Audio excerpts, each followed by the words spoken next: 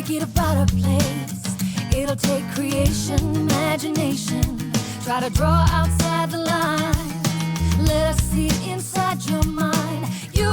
Hi, welcome to Mary's Stamping Happenings. This is Mary, and today it's Tips and Techniques Tuesday, and what we're going to be doing is we're going to be playing with the new Simply Pressed clay and the Simply Pressed clay molds. Now there's a couple ways you can do it. You can do it with your hands and some re-inker, but then you're going to get ink all over your hands. Sooner or later you're going to get ink all over your hands anyway. Now they suggest rubber gloves. I tried the rubber gloves route and I just still got ink all over my hands and all over the gloves, and if it gets on the gloves it gets all over anything anyhow because it just doesn't dry on the gloves. Best way I found is to put some of the clay, and less is more with this because it doesn't take a lot to go in here, and I think even this is a lot. I'll just take a little bit off of that. And I would make one color at a time just because it is a lot of work, and trying to get just a little bit for each of those colors is just not worth it. So what you do is you take your little ball, and what I have usually done is I put like a hole or a cup in it, a shape, and I put a couple of drops of re-inker. Today I'm using Bermuda Bay. And then I roll up that ball just so the ink doesn't get all over the place, and just until I put it into the bag.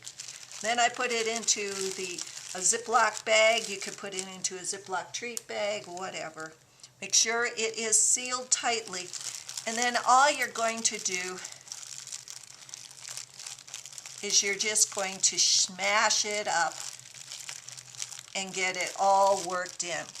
This is not a 5-minute project. It's not even, a 2-minute project or anything. You have to keep working at it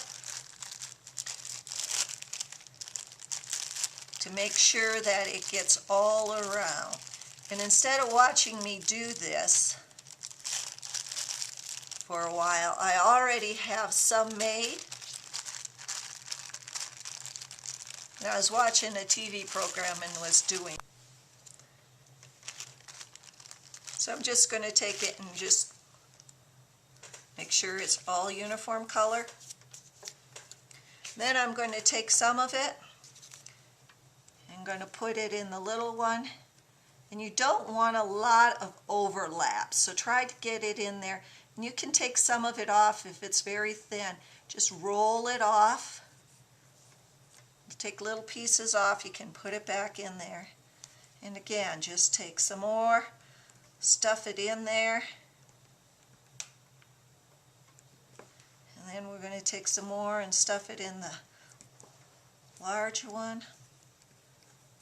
I find to use this, it's easier to use the roses and the flower one than the button one. I got to work some more on the button one to see how I can get them out. Then what you're going to do is you're just going to take your finger and you're going to roll the excess off.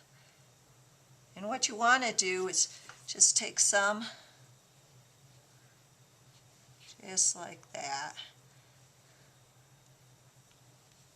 And if you get a little bit of the flower exposed, that's okay. It's still pretty pliable right now. So it just rolls off. See what I mean? You're going to get it all over your fingers anyway. So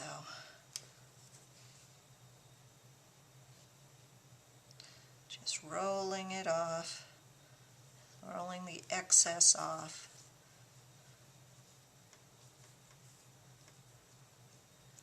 It back in. That's why the thinner the better, I have found. It's easier to roll off and keep it in that flower. And again, every once in a while just make sure you flatten it out because you want that back fairly flattened.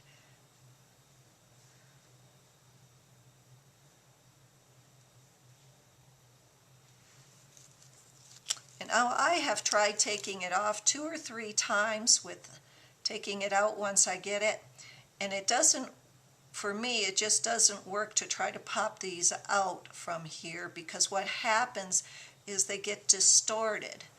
So I called up demonstrator support and I said, well, I need to get these out without them looking like broken flowers, especially the buttons.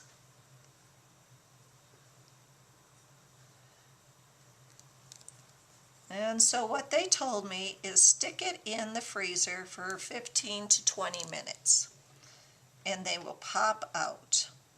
And lo and behold, they do. So again, I've got to mostly, one more time.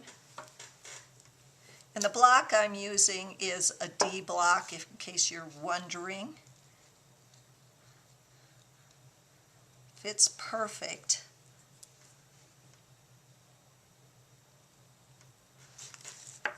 So I'm going to turn you off now, and I'm going to go put this in the freezer, and I'll come back in about 20 minutes and we'll take them out. Hi, and we're back now. These have been in the freezer, and so all you do is you just pop them out, just bend them a little. They pop right out. And I did some buttons. Let's see if I can get these out as round buttons. There's one.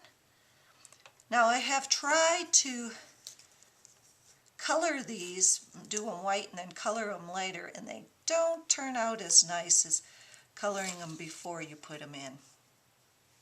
Then what you'll do is you'll just take your scissors and you can snip them off, or you can take your sanding block and sand them a little bit. And it takes about 12 hours for these to dry out. I would show you some of the ones that I have already done, but my cat loves them and he takes them in. Takes them all around, and I haven't found them yet. And when they dry, you can just take the sanding block and just go around the outside of them. We'll just let them dry, and hopefully the cat won't get them. Anyhow, thanks for stopping by on Tips and Techniques Tuesday. Happy stamping!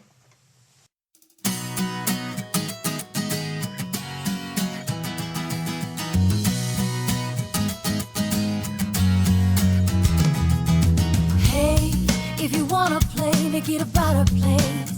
It'll take creation,